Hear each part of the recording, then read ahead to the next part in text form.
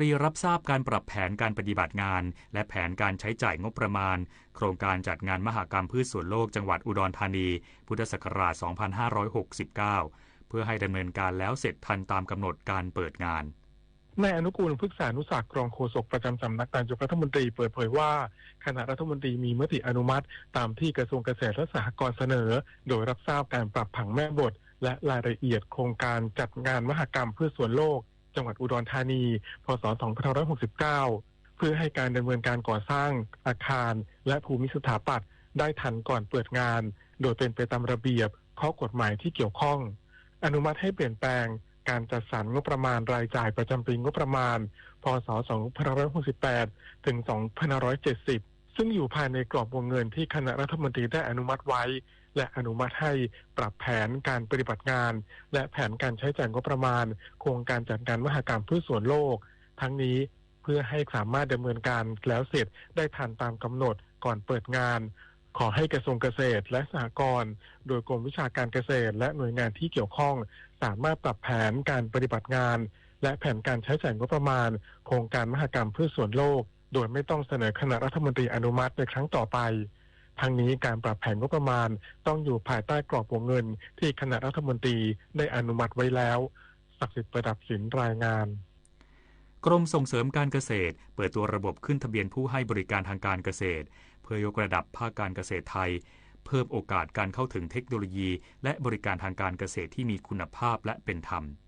นางสาวอนงนาถ จ่าแก้วเลขานุการรัฐมนตรีว่าการกระทรวงเกษตรและสหกรณ์แถลงเปิดตัวระบบขึ้นทะเบียนผู้ให้บริการทางการเกษตรหรือ Agri Service Provider โดยกล่าวว่าการพัฒนาภาคเกษตรให้ก้าวหน้าและเกิดความยั่งยืนสอดคล้องกับนโยบายของรัฐบาลที่ต้องการยกระดับให้ประเทศไทยเป็นศูนย์กลางด้านอาหารและการเกษตรเพิ่มขีดความสามารถในการแข่งขันในตลาดโลกโดยเฉพาะการส่งเสริมให้เกษตรกรเข้าถึงเทคโนโลยีที่ทันสมัยเพื่อเพิ่มศักยภาพในการผลิตยกระดับรายได้และสร้างความมั่นคงในชีวิตดังนั้นการขึ้นทะเบียนผู้ให้บริการทางการเกษตรถือเป็นขั้นตอนที่สำคัญที่ช่วยให้ภาครัฐสามารถจัดเก็บข้อมูลที่เป็นปัจจุบันและถูกต้องเกี่ยวกับการประกอบอาชีพเกษตรกรรมของเกษตรกรทั่วประเทศซึ่งข้อมูลดังกล่าวจะเป็นพื้นฐานสำคัญในการกำหนดนโยบายและมาตรการสนับสนุนที่เหมาะสมกับเกษตรกรเกิดการบริหารจัดการเศรษฐกิจแบ่งปันทรัพยากรที่มีคุณภาพและเป็นธรรมเช่นเดียวกับผู้ให้บริการทางการเกษตรที่จะสามารถเข้าถึงกลุ่มเป้าหมายและมีโอกาสในการขยายธุรกิจต่อไปอีกด้วยทั้งนี้ได้เปิดให้เกษตรกรกลุ่มเกษตรกรหรือผู้ประกอบการที่มีเครื่องจักรกลทางการเกษตรและต้องการให้บริการสามารถแจ้งขอขึ้นทะเบียนผู้ให้บริการด้านการเกษตรได้ทางเว็บไซต์กรมส่งเสริมการเกษตร www.doae.go.th หรือยื่นแบบขอขึ้นทะเบียนได้ที่สำนักงานเกษตรอำเภอทุกแห่งใกล้บ้านตั้งแต่บัดนี้เป็นต้นไปชวนันท์ มาลีรายงานผู้อำนวยการสำนักงานสถิติแห่งชาติเชิญประชาชนตอบแบบสอบถามสัมมโนประชากรออนไลน์เพื่อร่วมกำหนดนโยบายแต่ละพื้นที่ให้ตรงจุดนายพุทธพงษ์ โนฏไทยส่งผู้อำนวยการสำนักงานสถิติแห่งชาติกล่าวว่าการจัดทำสัมมโนประชากรมีความสำคัญอย่างยิ่งต่อภาคประชาชนภาครัฐสามารถนำข้อมูลที่ได้ไปใช้ในการกำหนดนโยบายต่างๆและจัดสรรงบประมาณให้กับแต่ละพื้นที่โดยเฉพาะด้านสาธารณูปโภคและการบริการพื้นฐานเพื่อให้ตอบสนองความต้องการของประชาชนในแต่ละพื้นที่ได้อย่างเหมาะสมและตรงจุดทั้งนี้ขอให้ประชาชนร่วมตอบแบบสอบถามผ่านทางช่องทางออนไลน์ที่เว็บไซต์สำนักงานสถิติแห่งชาติ www.nso.go.th หรือผ่านแอปพลิเคชันและเว็บไซต์ทางรัฐตั้งแต่วันที่ 1 เมษายนนี้เป็นต้นไปและเจ้าหน้าที่คุณมาดีจะลงพื้นที่เก็บข้อมูลในทั่วทุกภูมิภาคของประเทศระหว่างวันที่ 21 เมษายนถึง 19 มิถุนายน 2568 ชวิสา ประทุมมารายงานจบข่าวยุทธพร บานเย็นอ่านรับฟังข่าวครั้งต่อไปเวลา 7 นาฬิกาครับติดตามข่าวที่นำเสนอไปแล้วได้ที่ www.thainews.prd.go.th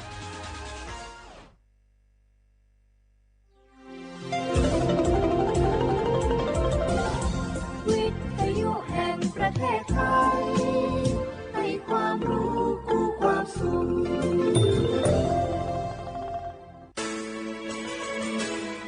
สถานีวิทยุกระจายเสียงแห่งประเทศไทยจังหวัดเชียงใหม่ AM 1476 กิโลเฮิรตซ์สถานีวิทยุภาคภาษาชาติพันธุ์แห่งเดียวในประเทศไทยที่มีความทันสมัยเชื่อถือได้สร้างอัตลักษณ์กลุ่มชาติพันธุ์สู่สากล เจ็บป่วยต้องหาหมอแต่ไม่รู้ว่ามีสิทธิ์รักษาพยาบาลอะไรใช้ได้ที่ไหนวันนี้ตรวจสอบสิทธิรักษาพยาบาลด้วยตัวเองง่ายๆเพียงแค่เตรียมเลขบัตรประชาชน13หลักแอดไลน์ Official ของสปสช.ค้นหา @NHSO กดเพิ่มเพื่อนจากนั้นมองหาสัญลักษณ์รูปบัตรประชาชนกดเมนูตรวจสอบสิทธิแล้วทำตามขั้นตอน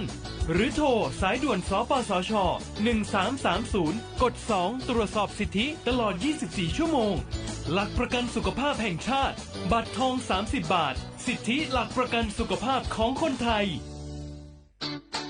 เจ็บป่วยเมื่อใดอย่าลืมบัตรประชาชนยืนยันตัวตนทุกครั้งที่ใช้สิทธิหลักประกันสุขภาพแห่งชาติหรือบัตรทอง30 บาทเพื่อความรวดเร็วถูกต้องและป้องกันการถูกสวมสิทธิ์เพียงเท่านี้ก็ใช้สิทธิรักษาได้แล้วสำหรับเด็กเล็กให้ใช้ใบเกิดคู่กับบัตรประชาชนของผู้ปกครองหลักประกันสุขภาพแห่งชาติบัตรทอง30 บาทสิทธิดูแลสุขภาพของคนไทยสอบถามเพิ่มเติมสายด่วนสปสช1330ตลอด24ชั่วโมงไผ่มาส่งข้อความอย่างมานี่มันลายไอ้หวันส่งมาจวนกันสมัครงานรายได้ต่อวันเริ่มต้นที่360 บาทฮัลโหลน้องอุ๋ยว่าได้สนใจงานที่ไอ้ส่งไปฮือก็น่าสนอยู่นะรายได้ก็ดีทำที่บ้านก็ได้ตอนนี้ไอ้ก็ส่งไปฮือในกลุ่มไลน์ที่หมู่ว่างานพดละเดี๋ยวก่อนไอ้หวันบริษัทอย่างที่ไหนนี่ลองอ่านดูแล้วสิบ่หันมีข้อมูลอย่างสักอย่างเจือได้แต่ก็เจ้าว่าแล้วต้องถามแน่บ่ต้องเป็นห่วงปีอ่านพอละมีตากรมพัฒนาฝีมือแรงงานมั่นใจได้ชัวร์ถ้าสนใจก็โอนกาสมัครไปฮือเปิดเลยเด้ออันเดี๋ยวน้องขอไปร้องคอดีๆกำก่อนเน้อตึงว่าแล้วโดนเพจปลอมจุ้งให้ละไอ้หวันสังเกตง่ายๆเพจแต่จื่อเพจต้องสะกดถูกและมีเครื่องหมายติ๊กถูกสีฟ้าตั้งหลังจื่อจำนวนผู้ติดตามนักตีสำคัญเปิ้นบ่มีนโยบายฮับงานไปทำตีบ้านนะเกือบไปแล้วเตือนเลยนะคะว่าอย่าลงเชื่ออะไรง่ายๆและขอความร่วมมือไม่ส่งต่อหรือแชร์ข้อมูลต่อในช่องทางสื่อสังคมออนไลน์ต่างๆหากสงสัยติดต่อหน่วยงานนั้นโดยตรงมั่นใจปลอดภัยกว่าค่ะสักนิดคิดก่อนแชร์ปรารถนาดีจากสำนักประชาสัมพันธ์เขต 3 กรมประชาสัมพันธ์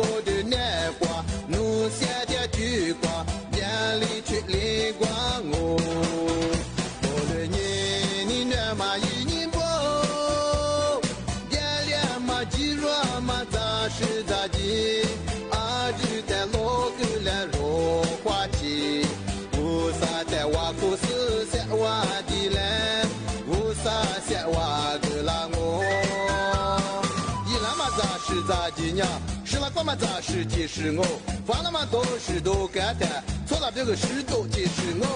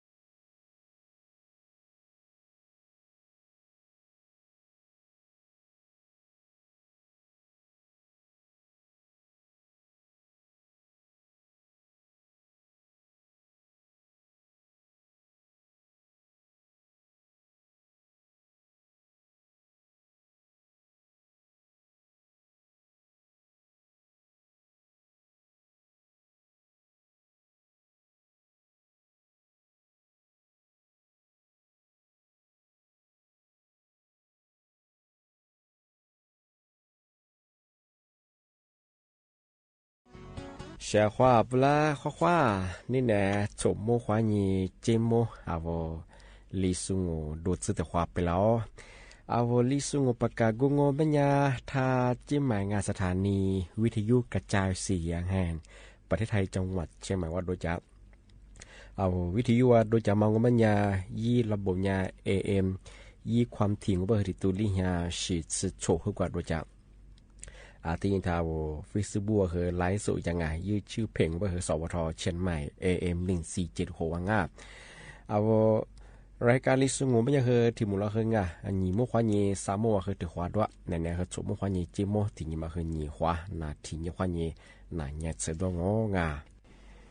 นี่เมที่นี่งบัญญาเอาลิสู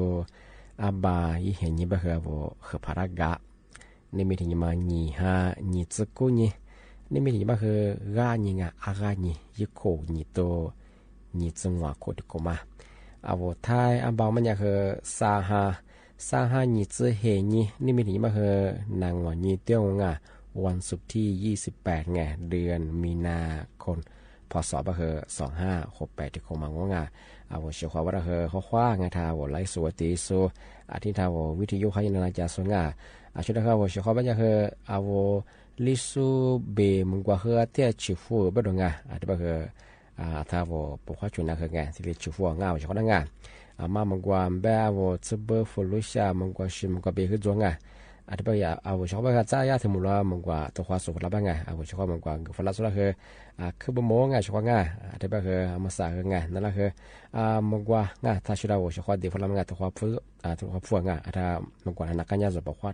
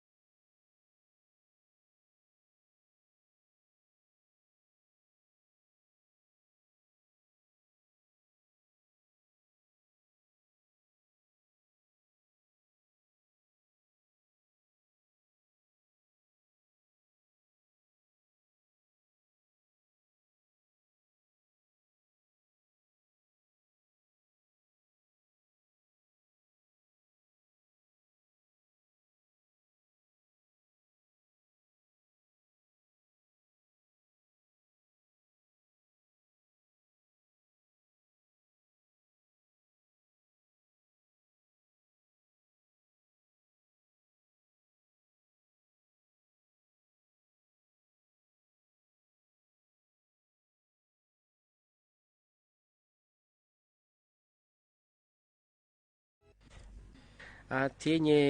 เนี่ยคืองาเอาเชื่อว่าบุรังว่าที่มาปีมาหรืองาที่มาประชาสัมพันธ์นี่ใช่ไหมงงเป็นอย่างคืออัมซา การประปาส่วนภูมิภาคไงย่าคือประกาศแจ้งเตือนระวันมิชาชีพบ้างมุสังโงไม่ยามิชาชีพที่ว่าเอาโทรศัพท์คุณได้ว่ายิงข้อความSMS มาส่งฝรั่งย่าส่งฝรั่งมาที่นี่แบงมุสังโงไม่ยาการประปาส่วนภูมิภาคไงย่ามีนโยบายจัวไม่ใช่ไงที่ว่าทิ้งฮีและผู้บ่าวว่าเฮียบะที่ลีเกือบไม่รู้ไงชุดเชยไม่ใช่ของไงที่มุสาช่วงหน้าแรงไงคือการเทติโปเบเฮริยากับปะปาไงที่ว่าจะต้องพวกกับชิโซยาผู้บ่าวทิ้งฮีมั่งว่าเฮียบะที่ลีเกือบไม่มีข้อความที่ลีส่งฝรั่งของงาที่บ้างก็เป็นอย่างคือย่าสูงต่อต้านข่าวปลอมไงตัวสอยยุงก็เป็นอย่างที่นี่คือกว่าการประปาส่วนภูมิภาคไงกรงกระทรวงไงถูกจ้ะไงกระทรวงมหาดไทยไงที่เรียกย่าสถานยุงเป็นคนอย่างคือย่าเนี่ยนโยบายที่ชิมาโจเป็นอย่างที่การประปาส่วนภูมิภาคไงอันจะต้องพูดกับชิโซย่าคือเป็นอย่างคือมาย่านโยบายที่ชิมาโจงอผู้บ่าวหัวเฮียบาสิ่งที่มาหัวเฮียบาที่กำมาโจเป็นอย่างไงที่บ้างก็เป็นอย่างสรุปคือที่บางคนข้อมูลเท็จไงสุดสมังจะเป็นอย่างปีว่าว่าเชื่อว่าได้กว่าโทรศัพท์คนนี้ไงSS ไงข้อความส่งฝรั่งยิงคนหนุนยาถ้าปรับปลาส่วนภูมิภาคเป็นยังไงนั่นแหละว่าที่หิมะหัวเฮียบาที่ลิจกาเป็นยังข้อความส่งฝรั่งยามาคือถัดยุจาก่าที่นี่คือยาส่งฝรั่งไม่เคยว่ายาอีเลี้ยงตัดส่งฝรั่งของไงจะไปยาอะไรข้อมูลเดียงนูบ้านที่นูตำบลนูอำเภอหรือสิจังมาคือข้อมูลเดียงที่นี่ว่าที่การทำมาเคยยาแล้วว่าสแกนเคียวข้อคือดีใช่ไหมมาไทยยังไงที่สแกนยังมันยังคือเนี่ยมีเชื่ออันตรายเยอะของไงที่ก็ถึงบางงมันยังเวลาสแกนยูงมันยังบัญชีคุณเนี่ยว่าผู้บ่าวมีมือมีล้ามีเสียตัวคือเพียชุดเดียวงบางมาคือจำโมชของมาสบายที่กลุ่มพิชาชีพว่าไงชวนหน้าแรงไงคือการเทียบที่ผู้บ่าวคือชาติเจ้าไปเลยคือยาการปรับปลาข้อนี้ผู้บ่าวงอยให้บาดเจ็บเนี่ยเวลาเขาความที่ดีสุฝรั่งมาคือสมองที่นี่ที่ยากกระทรวงพลังงานคือไงการปรับปาคือโดนอะไรชิ้นเจมาคือยิงยังยากคือมันงานไปถึงไงยากคือนายบริษัทมันรู้บ้างผู้บาดเจ็บมันมาคือสมองของงานที่นี่คือปีว่าวัวสุดแพงว่าวัวเชื่อว่าวัวชั่วโมงได้คืองานวัวที่เขาจะสู้ยิ่งข่าวยิ่งดูที่มาสู้หมอแบบนั้นก็คือแต่ปีมากปีว่าเวลาพัฒน์จงไม่ผสมฝรั่งยังไงมาคือถัดยุติช่วงมาคือแต่สมองที่ถึงบางคนเป็นยังคือเมียชิมเบอร์ยังมาเฮแต่ว่าปีมองงานที่ชวนหน้าแรงไงชาเจอที่พบไปแล้วเป็นยังคือมีชาชีที่ผมมาคือเนี่ยขึ้นเถอะมือสายยากว่าเฟซบุ๊กอีปอไงอีเพย์อีปออีไลน์แบบที่ต่อมแบบไงกว่าอีแอร์ไงที่เครื่องแอร์มายิบผีที่ดีฟูจ้าเบอร์ชของมาคือจามโมงจะซึ่งจะมาบอกไม่คือระบบออนไลน์ไงเฟซบุ๊กไปยิบเพนแบงไงติดต่อโดลีไลน์ของวิแอมาฟอร์คือมาคือถ่ายโวถ่ายยูใจของย่าประกาศแจ้งเตือนยีเราบอกคือมุสาคือกลุ่มมิชาชีพถือว่าคือขึ้นยาลำบากยังไงขึ้นยาหยาไม่ใช่ไงคือชาเจเนี่ยคือย่าโปรโมชั่นอีแอผียาที่เรียกว่าแบบไงปีขวานโน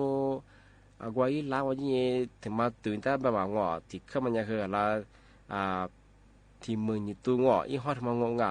แต่ว่าฟิบบัวพอหมดไปคืออีห้อมาแจ้ไม่แจ้ตีแล้วมาคือชื่อเด็กว่าคือยิบฝีมาชื่อเด็กงยิบฝีมันยังคือผีเอี้ยงอะไรปีขวาที่เครื่องมันไม่คือตัวศาสตร์ตัวคือจัวสิของมาคือยาจามโมยิบฝีคือผีเอี้ยงไม่คือคือยังมีเชี่ยคือยังอันตรายอาจจะเป็นว่าสิของมาจะซื้อจะมาอะไรสิว่าคือแต่จานนี้เป็นยังไงแต่กูนี้บ้างทำไมเผื่อคือผีเนี่ยไม่ชาชีแก๊งคอร์เซ็นเตอร์ถึงพมามันก็คือจะซื้อจะมาอีปอมาคือไงแต่จานนี้คือตัวเขาตัดสินใจไม่ใช่ของไงที่การถือว่ามันโอ้ยผีสรุปก็คือคือมันจานนี้มาสงสัยที่แรกผู้บอกโอ้จะบอกว่ามาจุก็ถือบอกว่ามาจุเป็นยังผู้บอกก็ถือโอ้มาใจมาคือจัวของมาคือจะซื้อจะมาระบบออนไลน์ข้อนี้พอจะงงเป็นยังไง มาขยาติญาสติไงเฮแต่สิเชยิชงว่าแต่คือซอยนี่เป็นไงหมดสิแกสิงอทำไมเนี่ยคือจะสมัยพิยาเวงแต่ใจนี่แต่กับกูนี่เป็นไงมาคือสักสิ่งงามมาสับคือยากลุ่มวิชาชีพว่าคือที่ชื่อวุฒิสกุลจวงปีขวานโนจิกาติตัวงปัญญานุฟุบะโอ้คือยี่คือในเจสสุภลางงยี่แองอากาคือยี่สุภลามันจะคือลามมือสองมาเสื้องสู้อยู่มาสุภลางจิกาตัวคือนุยี่แองว่าก็คืออบานที่มันเป็นที่น่าอะไรนี่เหี่ยอยู่คือยี่แอเบียมาคือโจชของอะไรเป็นคือมาคือจามชของมาแล้วคือที่เด็กกิจแบบเชิงปีขวานจากซึ่งจะมาอาลชิพะวงมันจะคือเอายี่ล้านยี่ล้านมาเลยกว่าใต้ด่างอะไรกว่าด่างมันก็ชิกว่าสู้ยี่วุสู้คือมาคอมเมนต์สู้ว่าไงมันคือแต่กว่าย่าคอมเมนต์มันคือไงย่าโบราณมาแรกแสดงความคิดเห็นมาแต่กับกูตัวยิงพอมาจงมันจะคืออะไรเนี่ยคือกูนิตะอะไรเนี่ยไม่ใช่ชื่อเขาเป็นยังไงมาคือจำโม่ไงชของที่นี่คือเธอบอกว่าย่าโกงการบอกว่าการไฟฟ้าส่วนภูมิภาคคือทางเนี่ยแบบเปิดหลอกงานที่บริษัทชาร์เจอร์บริษัทกลุ่มวิชาชีพว่าคือมิเตอร์ไฟไงระบบใหม่แบตดิจิทัลไงทำไมคือปลาเลือเป็นยังไงเวลาคือข้อความสุฟลาโทฟลามาคือจัวง่าอาจจะคือยาคือการไฟฟ้าส่วนภูมิภาคคือไงยาคือนโยบายที่สมบูรณ์บ้างกันมาคือกุหลาบคือลาทิ้งหัวเนี่ยเอาหัวเสียหัวถือว่าปีเมาไงชาร์เจอร์ไงหน้าร้องมันจะคือกลุ่มวิชาชีพไงเอาเวลาว่ามิเตอร์ไฟมาปาเลือไม่ใช่ไงชัดเจนครับตัวขึ้นจากมาติดตั้งเนี่ยครับต้นขึ้นมาจากปลายไฟยาไม่ใช่ไงงอนเนี่ยถ้ากรมการไฟฟ้าของยินละงอนเนี่ยเจ้าหน้าที่งานเป็นเนี่ยบริษัทแบบกือยังยึดข้อมูลสุฟลาปีข้อนุพันเนยช่องมาคือนั่นแหละว่าสแกนจะมาคือจ่วยงานมาคือสมุงเอาเวลาว่าสิทธิ์มาจดหมายสุฟลาเนี่ยสแกนจะไม่คือขึ้นเนี่ยมีเชื่ออันตรายเฉพาะงานมาคือเนี่ยโซลาวาเยงาจามชของมาที่เล็กจิมาเชื่อของมาใส่ก็คือกลุ่มวิชาจิมาคือขึ้นยาเถียงปกข้อฉุกกู้งงเนี่ยเจ้าหน้าที่สทโรงงานเจ้าหน้าที่การไฟฟ้าหรือ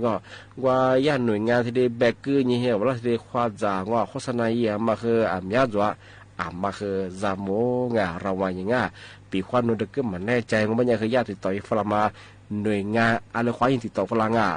หน่วยงานหรือมางว่าซื้อเดิมเมื่อเคยบอกว่าเวสถานงานยี่คือโทรถามยี่มันก็คือแยกสถานงานยี่ขนาดยังไงจะมานาจุดหมายนาสุฟลองนายบริษัทจวงงานมีคือจุดนั้นยี่เฉพาะมาคือที่หมายยี่ไปคือ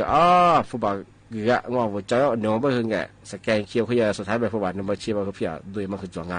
มาสยาคือก็ยังแจ้งเตือนอย่างงานมาใส่คือกลุ่มวิชาชีพมันคือหมีมาที่เด็กเกี่ยมมาเชื่อของที่เป็นยังไงมาใส่คือว่าเชื่อว่าอะไรมากกว่าตัวเกินนั่งทำมากกว่านักกันยังคือบอกว่าตัวช่วยดักว่าเชื่อของเขา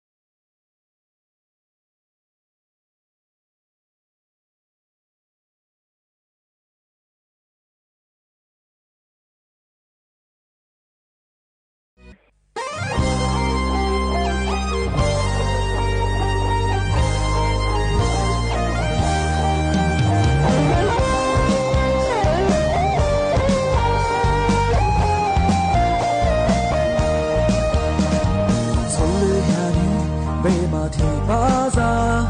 勒马子的路下皮内，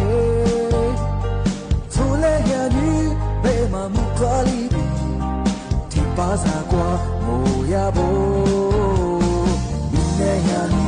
抓是谁去嘞？勒马子的阿多他飘掉，出来下雨，只挂谁做我你？阿西亚米如一巴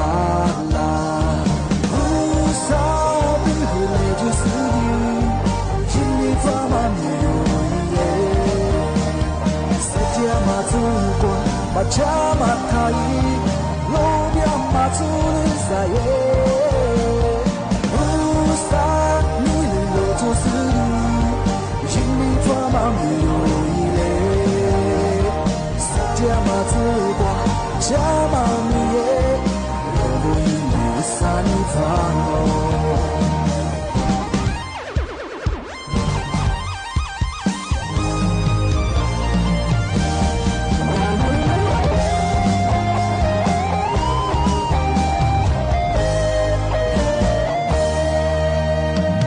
苏雷亚尼贝马提巴扎，雷马子的路下皮内。木瓜里比，蹄巴扎瓜木呀波，明年下雨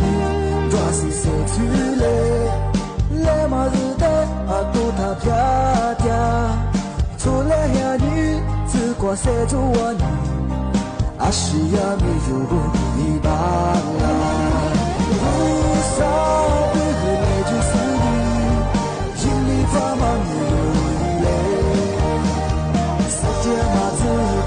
马家马塔伊，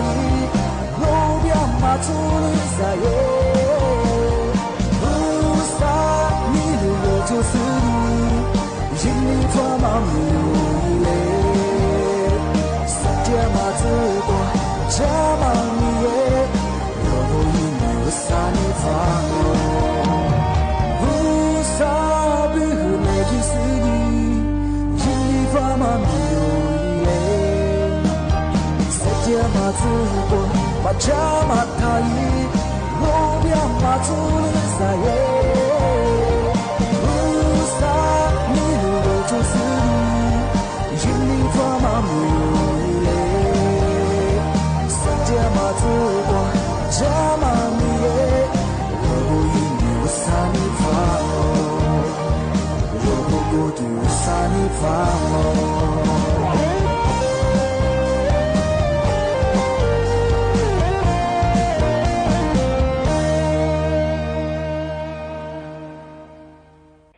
小伙伴，俺我拿了，我拿出我去这个我的别人啊，要小伙伴和我别人别人呐，特别嘛要拿适当嘛和抓哎，是呢，嘛是嘛和抓，俺我他们拿了嘛，他别哎，他们要不比说怕保护嘛也，来吃啊，别人我的。个么哎，说提别我最近拿来比嘛个，小伙伴，我拿出别么呀，我去的嘛，我别呀，可是看哎，学是看别，我拿出去找我的话，我去那里，我去明面让我别呀，我来结合你们五个着，是你们五人嘛哎，我现在我说了嘛啥多，对，我拿出我去弟我去嘛做嘛，我去嘛做嘛，拿来都做啊，我拿出弟个嘛，我去嘛做，小别我去切嘛。这边我去马地里和我去可以去上来买我和你妈妈标哎，我觉得嘛钱嘛我们小伙伴一做一错特别大，这伙伴每年然后我们配没哎这么来做个特别长啊，我来出喜欢的嘛一嘛和我做个特别长哎，我去钱嘛小伙伴我去钱边嘛人家出八没什么办哎，从边嘛听我去去上来我们家我你妈妈标我以为我们和特别可说了啊。我你嘛无辜哎，小伙伴，我去前嘛，我别人说个别不是哎，那是咩个的？ที่ยาไม่นอกซิดินอะไรบ้างไอ้ที่มา别人是别我去的地方也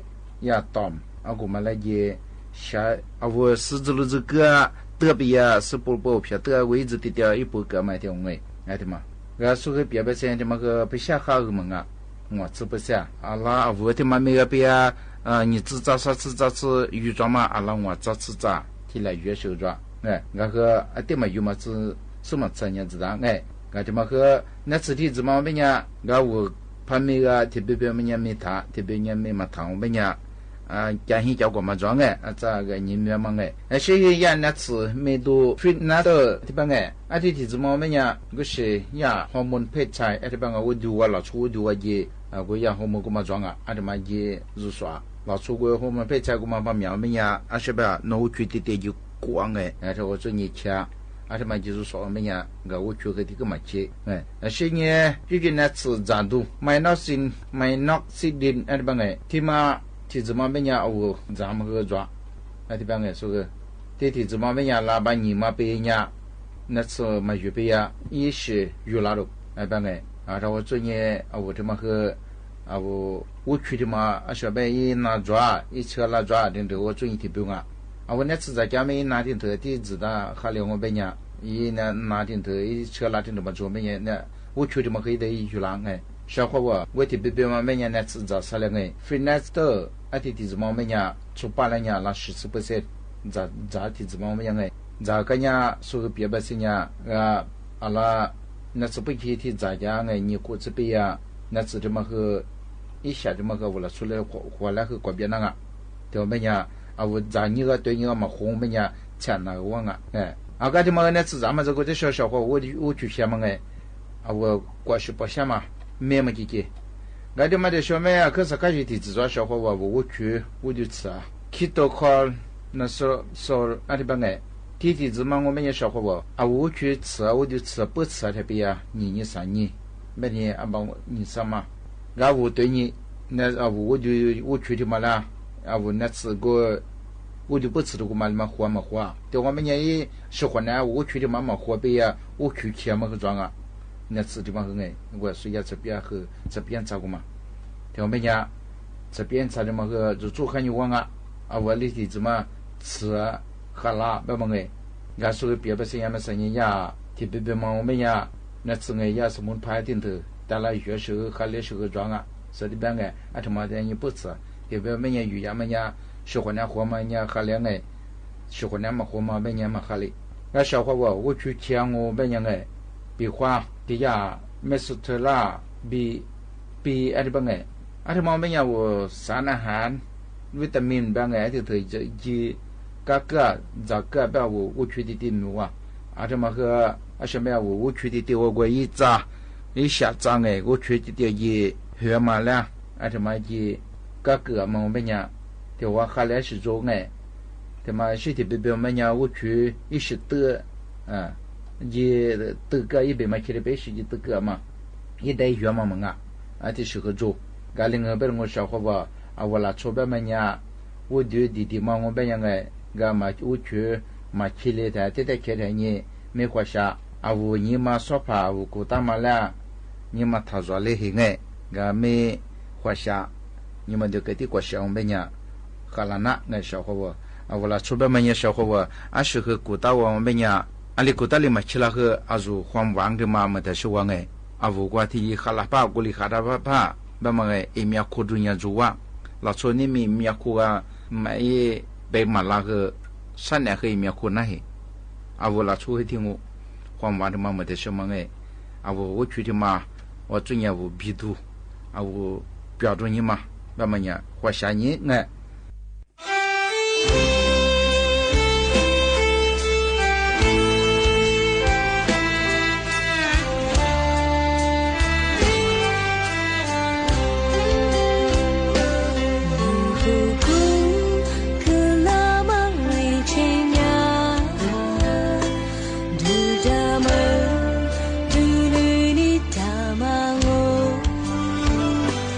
我提笼，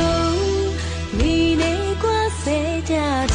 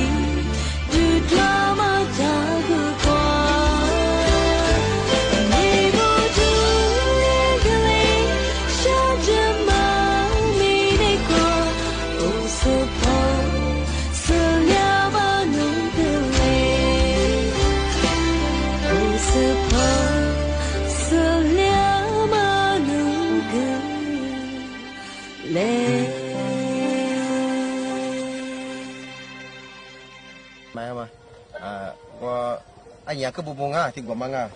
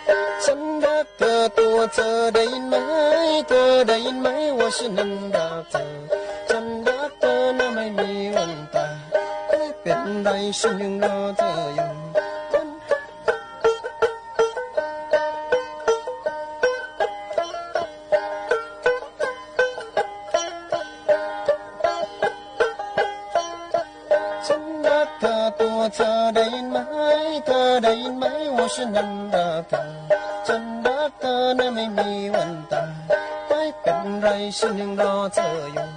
วันแรกผู้เดินมาซื้อ no masa wala konama ni mafa asma ko wala hunyawa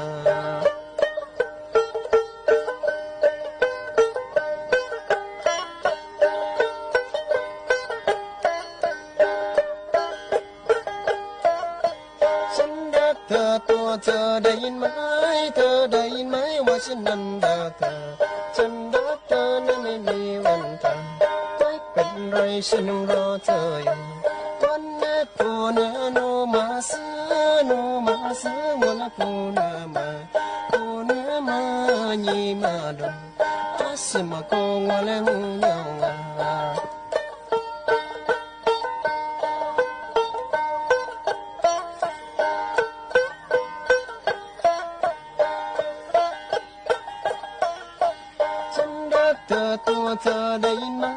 เธอได้ยินไหมว่าฉันนั้นรักเธอ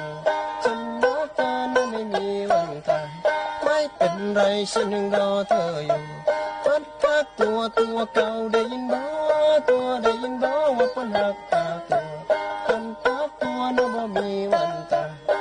เป็นยังฝันยังตาตัวเก่าวันแรกกูเนื้อนูมาซื้อวันละกูเนื้อมายีมาดงอาสมาโกงวันแล้วยาว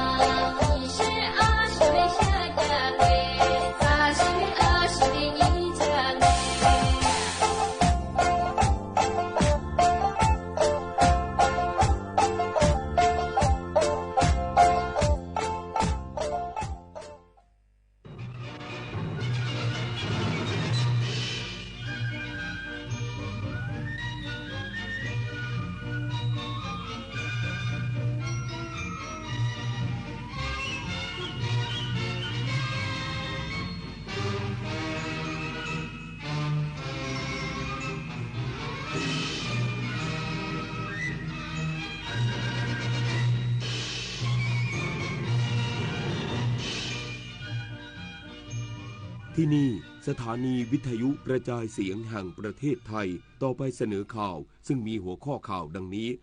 รัฐบาลเร่งผลักดันร่างพระราชบัญญัติการประกอบสถานบันเทิงครบวงจรให้สภาผู้แทนราษฎรพิจารณาก่อนปิดสมัยประชุมวันที่10 เมษายนนี้นายกรัฐมนตรีจะเดินทางลงพื้นที่จังหวัดภูเก็ตเพื่อติดตามนโยบายการท่องเที่ยวและการกระตุ้นเศรษฐกิจในทุกมิติเช้าวันนี้ผู้นำชาติตะวันตกเห็นพ้องที่จะร่วมกันเสริมสร้างความแข็งแกร่งของยูเครนในระยะยาวเทนนิสนานาชาติสัปดาห์ที่ 3 W15 และ M15 รายการ ITF World Tennis Tour 2 ในรอบ 2 หญิงเดี่ยวอันทิสาฉันทะชนะมิก้าบุชนิกมือ 21 เยาวชนโลกจากอิสราเอล 2-1 เซตต่อไปเป็นรายละเอียดของข่าวรัฐบาลเร่งผลักดันร่างพระราชบัญญัติการประกอบสถานบันเทิงครบวงจรให้สภาผู้แทนราษฎรพิจารณาก่อนปิดสมัยประชุมวันที่10 เมษายนนี้เพื่อสร้างโอกาสทางเศรษฐกิจและรายได้จากการท่องเที่ยวนางสาวแพทองธารชินวัตรนายกรัฐมนตรีเปิดเผยว่าที่ประชุมคณะรัฐมนตรีวันนี้มีมติเห็นชอบร่างพระราชบัญญัติการประกอบธุรกิจสถานบันเทิงครบวงจรพศตามที่สำนักงานคณะกรรมการกฤษฎีกาเสนอวัตถุประสงค์ในการสร้างการท่องเที่ยวแบบใหม่โดยไม่ต้องพึ่งการท่องเที่ยวตามฤดูกาลหรือการท่องเที่ยวเดิมที่มีอยู่ซึ่งร่างพระราชบัญญัติฉบับนี้ได้ผ่านกระบวนการเปิดรับฟังความคิดเห็นของประชาชนมาแล้วกว่า 80,000 รายและมีผู้เห็นด้วยถึง80%พร้อมย้ำว่า Entertainment Complex ไม่เท่ากับคาสิโนเพราะ Entertainment Complex มีคาสิโนไม่เกิน10%ขณะที่90%เป็นฮอลล์คอนเสิร์ตขนาดใหญ่